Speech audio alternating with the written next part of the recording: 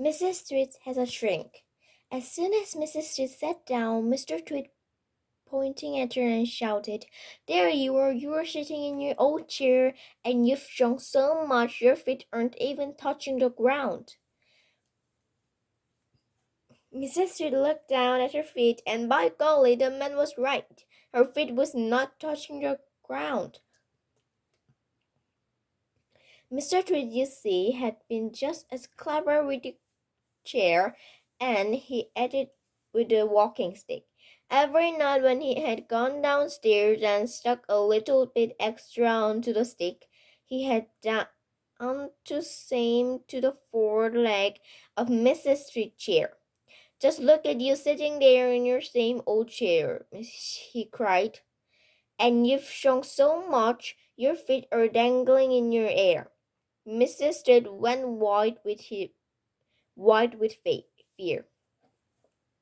"You've got to shrink," cried Mr. Tweed, pointing his finger at her like a pistol. "You've got them that badly. You've got the most terrible case of shrink I ever seen." Mrs. Tweed became too frightened. She began to dribble. But Mr. Tweed, still remembering the worm in his spaghetti, didn't feel sorry for her at all. "I suppose you know what happened to you when you got the shrink," he said. "What?" gasped Mrs. Tweed. "What happened?"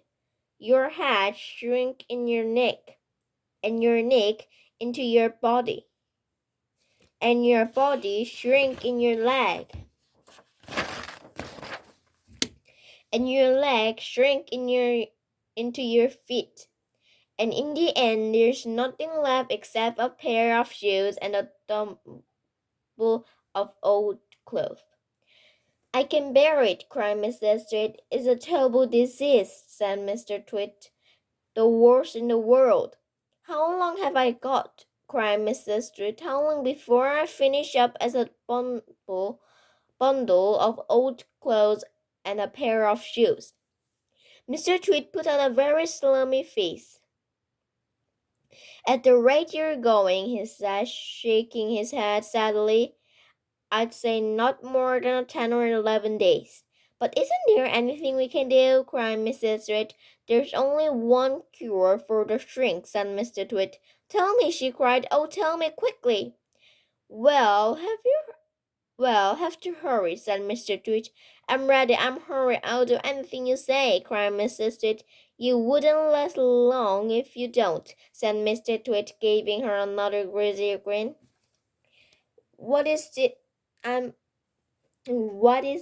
must do?" cried Mrs. Tweed, clutching her cheek. "You've got to be stretched," said Mr. Tweed.